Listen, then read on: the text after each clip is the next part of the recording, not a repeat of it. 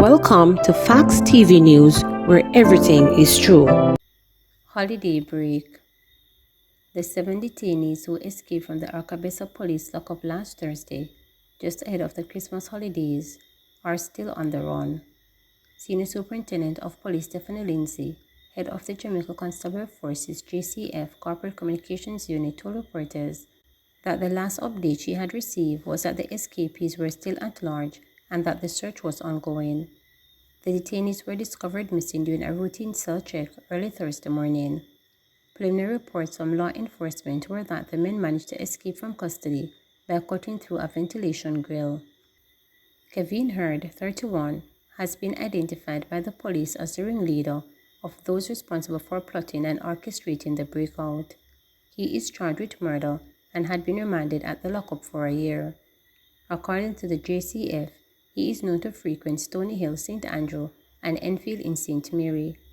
The others are Trey Walker, 24, of Claremont, St. Anne's, charged with rape; Jamali Vernon, 25, of Boscobel, St. Mary, charged with robbery; Philip Williams, 22, of Belfield, St. Mary, charged with shooting with intent; Linton Bailey, 22, of Jocks River, St. Mary, charged with shooting; LaShawn Davis, 26, of Jocks River, St. Mary, charged with shooting; Nolanta Atkinson, 21, of Pimento Walk, St. Anne, and Boscobel, St. Mary, charged with robbery.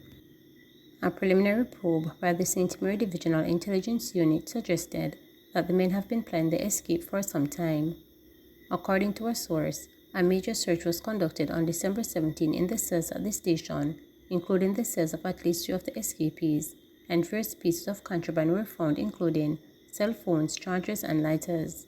The Arcabesa lockup reportedly has an established capacity for 10 adult males, but was housing 17 adult male detainees at the time of the incident.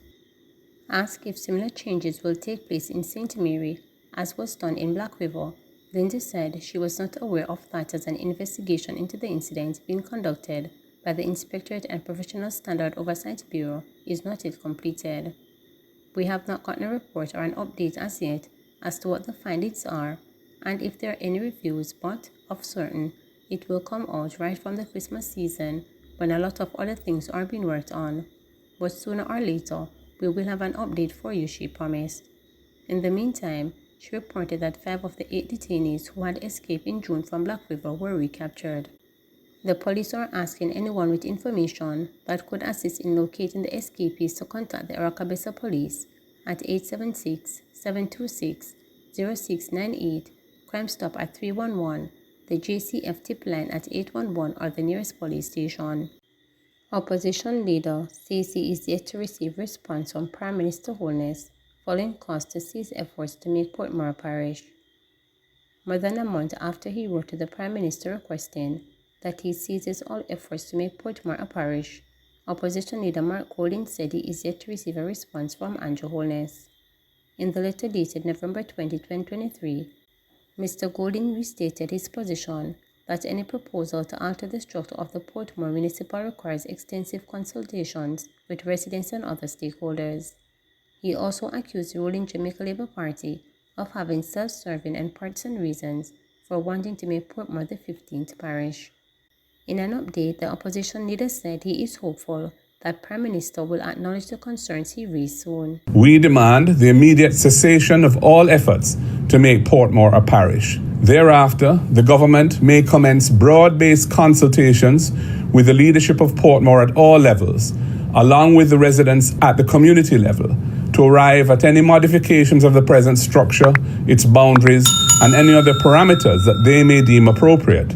Such contemplations would not exclude the possibility of Portmore becoming a parish or indeed remaining a city municipality.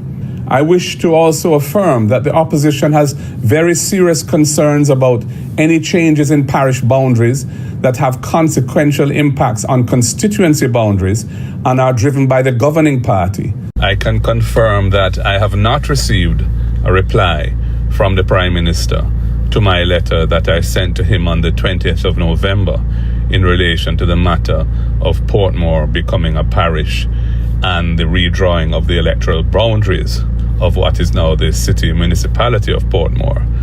I am disappointed but not surprised that the Prime Minister has neglected to reply to my letter. It's not the first time that has happened.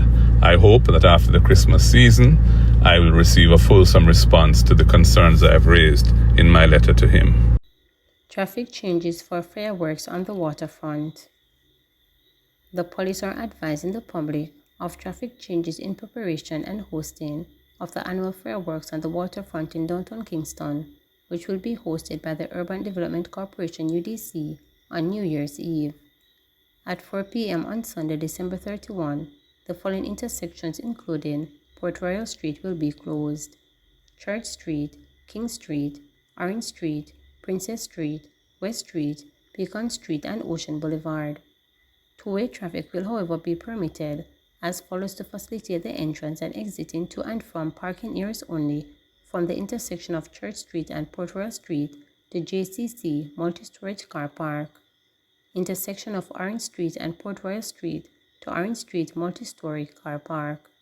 Intersection of Princess Street and Port Royal Street to Digicel Car Park.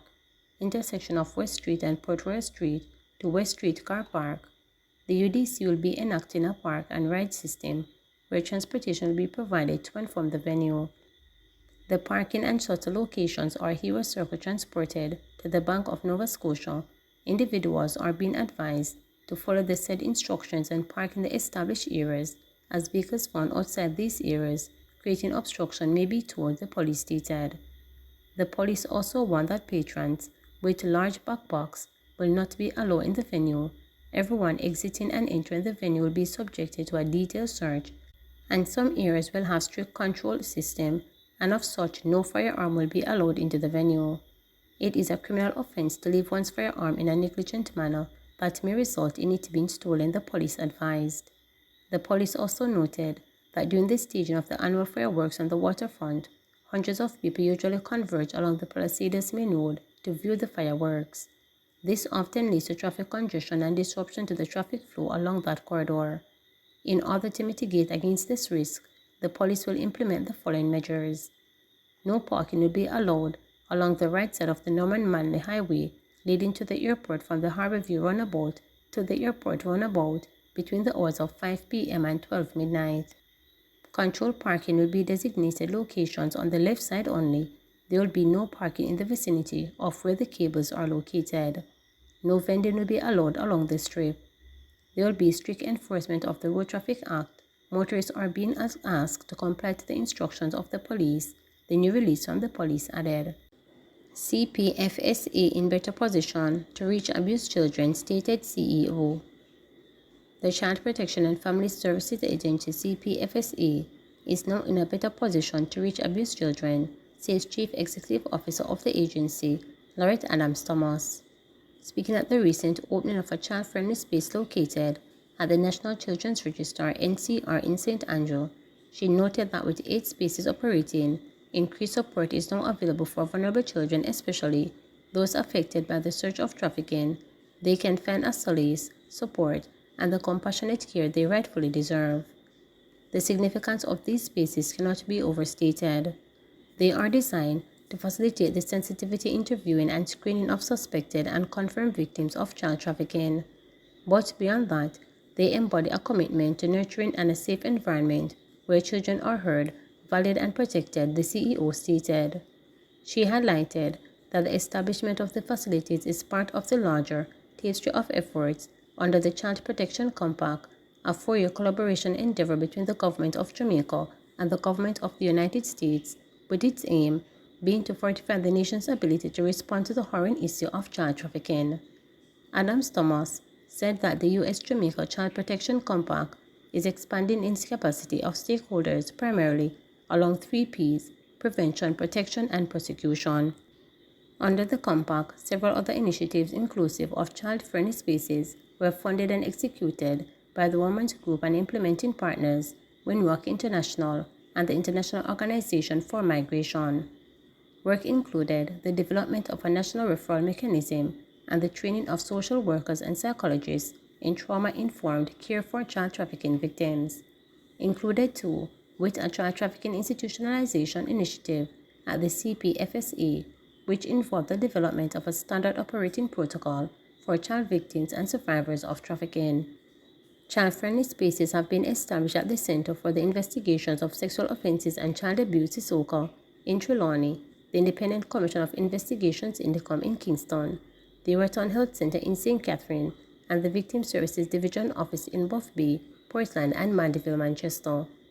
The importance of these child-friendly spaces resonates deeply with the work we do at CPFSA. They are not just physical spaces, they represent our dedication to ensuring that every child in Jamaica feels safe, heard, and protected. They embody our pledge to stand as guardians for those who need it most, our children, Adams Thomas stated. Please remember to subscribe, like, share, and click the notification